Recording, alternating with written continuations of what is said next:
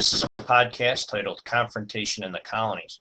And what this podcast is going to cover is basically the conflict that existed in the colonies, that the colonies will become part of, that was between the nations of France and England, or Great Britain, in the 1700s. And we're going to start here with a continuation of the lineage of King Henry VIII's family, because the titles of many of these wars will be named after some of his relatives. Now, our previous set of notes took a look at James I. He, of course, is the nephew of King Henry VIII and took over after Queen Elizabeth died. And this was the House of Stuart, which is basically their last name. James, when he is done with his reign as king here in 1625, his son Charles I takes over, and it will be him that will undergo a revolution of sorts. The Puritans are going to mount a revolution led by Oliver Cromwell, seen here.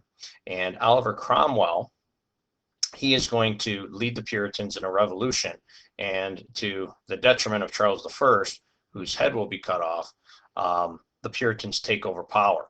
And what they will do is they will implement a new form of parliament in which they're going to utilize the House of Lords, the House of Commons, but they're going to limit the power of the king or queen. And after doing so, they will welcome back Charles I's son, Charles II, seen here.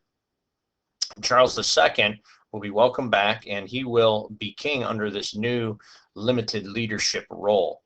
When he's gone, his brother James II takes over, and eventually that leaves Mary II, the son of James II, to take over, who's married to William of Orange. They will be the ones in 1689 in our next unit that will sign the Bill of Rights in England, containing 6 major rights.